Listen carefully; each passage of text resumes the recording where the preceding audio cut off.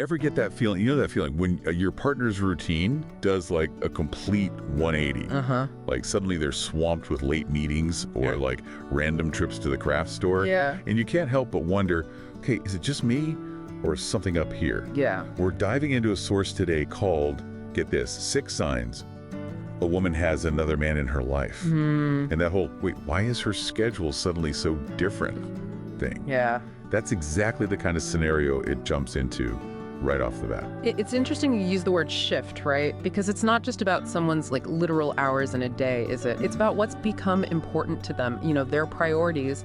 Think about a time when your own routines changed. Maybe you got a new job, or a hobby took over your life for a bit.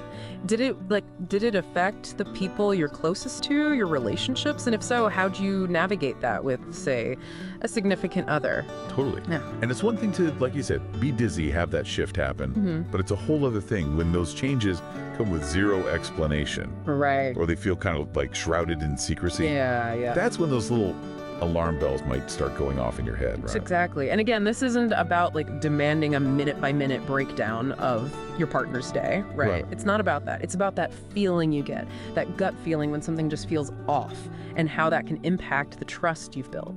Okay, so how do we separate, like you said, just those innocent, oh, my schedule's a little wonky this week, Yeah. shifts from something, well, a little more maybe suspicious? Mm-hmm. Our source points to specifically those really vague explanations and those unexplained absences as potential red flags. Yeah. Like, picture this. Mm-hmm.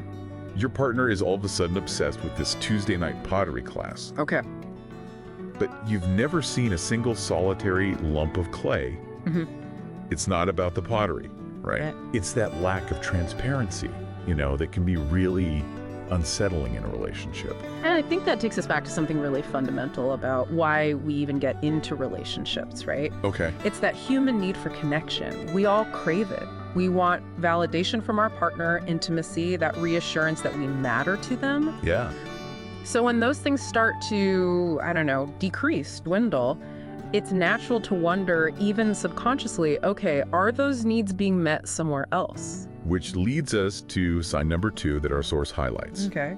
Decreased affection, and maybe even more importantly, decreased intimacy.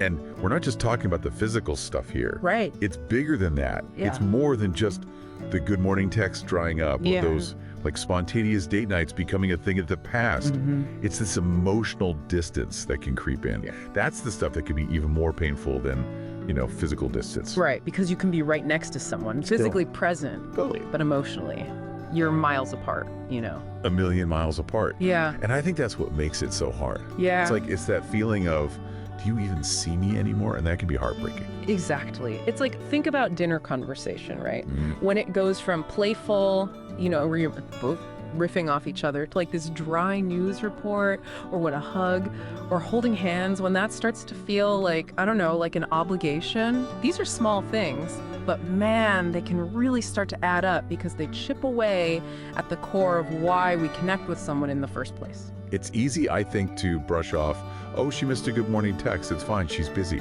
or whatever it is. Yeah. But when it becomes a pattern, like we were talking about, that's when it's time to, take notice. Absolutely. So what happens when that lack of attention to the relationship starts to kind of come out in a more, external way? Uh-huh.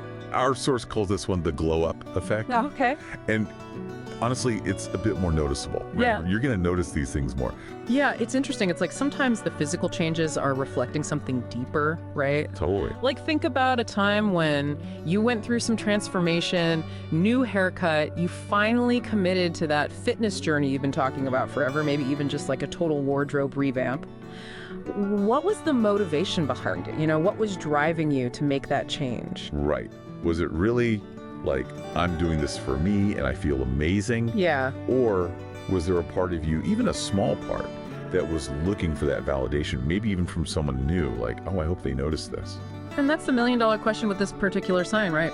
Yeah. Our source talks about a sudden urge to get a gym membership, or a hyper focus on appearance. And those things on their own aren't bad, Of course not. but it's about the why, right?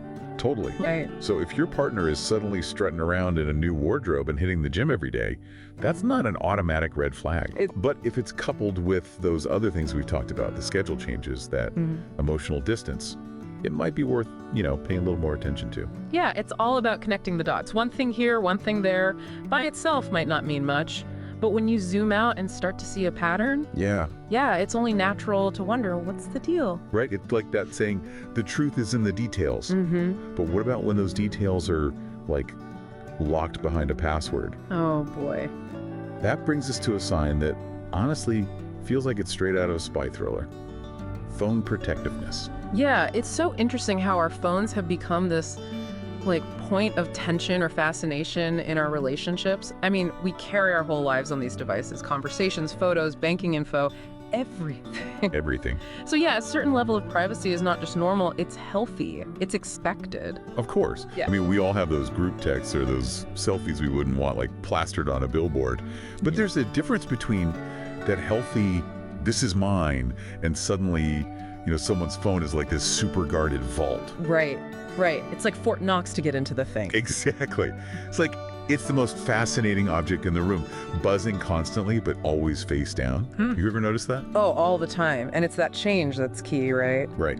How did you and your partner used to be with your phones? Was there a sense of openness, or has it become this source of tension, like you said, where everything's a secret? Yeah, it's like you go from freely sharing, like, oh, look at this hilarious meme, to feeling like you need to file a warrant to even glance at their home screen. Yeah. That's when those alarm bells might start getting a little bit louder, don't you think? It is not about controlling your partner's every interaction or reading all their messages. Please don't do that. But when communication shuts down, when you feel those walls being built, that's what erodes trust, Yeah, it's like their phone goes from this shared photo album to like a black box of mystery. Exactly. Speaking of mysteries, this next sign, it's a little bit of a head scratcher. It's like she's either suddenly picking fights about every little thing. Or she is totally checked out. Yes. Like, no in between. It is like you're dealing with two completely different people, It's true. and neither one is particularly fun to deal with. No, not at all. And what's interesting? Both of those extremes, they can actually come from the same place. Right. Emotional withdrawal. Think about a time that you felt disconnected from someone, a friend or a coworker, whoever. Did you find yourself, snapping at them more easily? Yeah. Or on the other hand, just not having the energy to even engage? It's so true, because when I'm feeling distant from someone, Right. I definitely do. I'm either like, ooh, what is with you? Or I just don't care enough to even bring it up. And that's what makes this particular sign so tricky in a romantic relationship, right? Because you've got these two opposite reactions, but they could be coming from the same place, and it's hard to know what to do. Yeah, and sometimes they flip-flop. It's so confusing. Exactly, and it's easy to misinterpret those signals. For sure. So on the one hand, you've got the constant arguments, nitpicking over every little thing. Yeah. It can feel like a way of pushing you away, It's like they're trying to find something, anything, to be upset about. Right. Even if it's something completely ridiculous, like, you loaded the dishwasher wrong. Again. Right, exactly. And then, like you said, on the flip side, there's the indifference, the lack of any engagement at all. That can be even more disheartening, because you're left feeling like, is there even anything left to fight for here? It's brutal. It's like that silent treatment that everyone hates. You're trying to have a conversation with a brick wall. It's like they've already checked out of the relationship emotionally, even if they're still there physically. And oftentimes both of these are a symptom of something bigger, issues that just aren't being addressed. And how do we usually address issues? Communication. Bingo. Okay, so communication. Got it. Okay. But what happens when that communication takes the form of, like, over-the-top gestures? Interesting. That's what our source calls overcompensation. And this one honestly feels as a curveball. We're talking like grand romantic gestures, showering you with gifts, maybe even planning that crazy vacation you mentioned offhand like 6 months ago. Yeah, because we do tend to associate, someone going all out with like good intentions. Right. But as with anything in relationships, context is everything. Right. And it's like that saying, everyone's heard, it's the thought that counts. But what happens when those thoughts feel, a little bit like, is this too much? Almost like they're overcompensating for something else that might be going on. It makes you wonder, Yeah, is this coming from the heart, or is there some guilt fueling this? Oh, guilt. Now that's a whole other, can of worms we could open. I mean, is our source suggesting that these grand gestures are like a total smokescreen? Hiding something else? Not necessarily. It's not about suddenly becoming cynical and like questioning the motive behind every nice thing your partner does. Right. But it's about noticing a pattern. Oh, yeah. A sudden shift, especially if there's zero explanation for it. Yeah. And thinking, okay, is this maybe a way to cover up something else that's going on? Mm-hmm. Or maybe even some, like you said, guilt they're feeling. It's like, I don't know if you ever had this, when a friend who's been kind of distant, then suddenly they're showering you with gifts or whatever. Oh, yeah. It's nice, but it also makes you think, what's going on? Totally. It did happen to me once, actually. Yeah. A friend, just out of the blue, sent this huge gift basket. Super random. And then it turned out she totally forgot my birthday. Oh, no. So, sweet gesture, very appreciated, but definitely a little bit of that, oh, I messed up energy to it. Exactly. And it's not about throwing it back in their face, Right. It's just sometimes these things can make you go, interesting. Maybe there's a reason and it's totally innocent. Yeah. Or maybe it's a sign of something that needs to be, talked through. Which seems like, again, we're circling back to that communication is key thing. Because even if all these signs are there, like waving giant red flags, jumping to conclusions without actually, hashing it out, talking it through, that's never going to actually get you anywhere good. No, and remember, what we're talking about, these signs, these are not some magic checklist for like how to catch a cheater, Right. Relationships are way more complicated than that, and people, even more so. I mean, there could be a million reasons why someone might be acting differently. They could just really love pottery all of a sudden. Right, or maybe there's something else going on in their life, something stressful, a personal thing, totally unrelated to you, and you would never know unless you talked about it. Exactly. That's why it's so crucial to avoid those assumptions. You've got to focus on the thing that actually matters in any relationship. Which is open and honest communication. easier said than done, right? Oh, yeah. I think a lot of people listening right now, if they were being honest with themselves, are probably thinking, oh, those conversations, yeah, no thanks. Because they can be daunting, especially if you're worried about what you might unearth, right? Oh, absolutely. Yeah. It can feel like opening Pandora's box sometimes. So how do you even begin to approach that? How do you start those conversations, especially when you know they might be tough, without it blowing up in everyone's faces? I always say it starts with safety. You have to make it feel like a safe space for both of you to talk openly. And a huge part of that is come from a place of curiosity, not judgment. Okay, I like that. So instead of leading with, you've been acting so weird lately, which nobody wants to hear. Right, that just puts people on the defensive. So instead, try something like, hey, I've noticed some things have changed, you're busy, your schedule's different, and I'm just curious, what's been going on? So it's not, you've changed, it's, hey, I've noticed these changes, and I care enough to want to understand them. Yes, because it should be about genuine concern.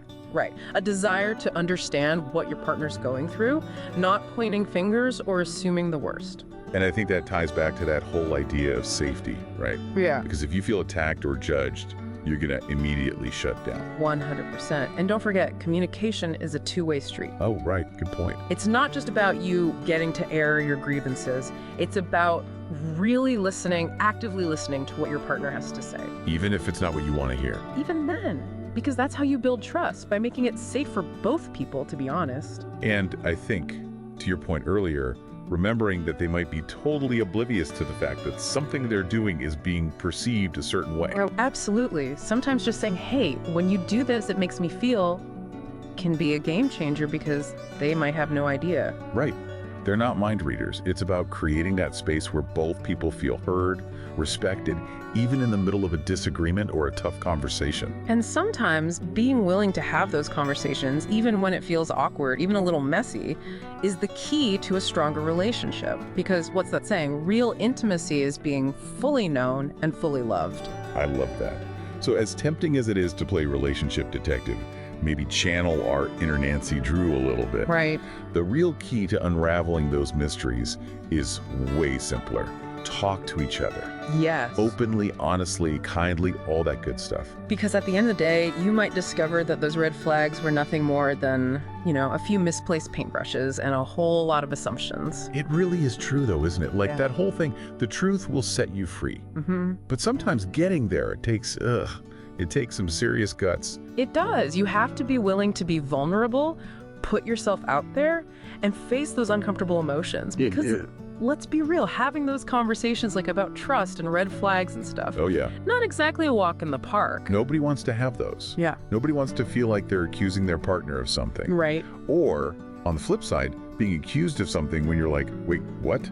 I didn't do anything.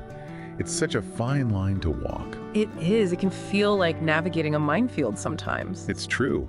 And honestly, sometimes it feels easier to just be like, nope, not going there. Oh, I've been there. But that's why it's so important to remember, communication, it's not just about the words you're saying. It's about creating that space, that feeling where you can both just be real.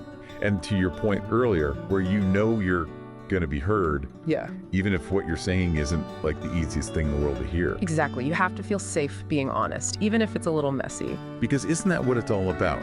At the end of the day, in any relationship, you're trying to understand each other, support each other, and get through those inevitable bumps in the road together. Absolutely. And you know what? Sometimes those bumps, they lead you somewhere amazing. Like maybe you discover a shared passion for pottery. Who knows? Maybe. Or you come out of it even more connected than you were before. Right. Or maybe, just maybe, those suspected red flags, the things that were making you go, were literally nothing. A few misplaced paintbrushes and a whole lot of overthinking on your part. It's a good reminder. Just because you see something doesn't mean you've got the whole picture. 100%.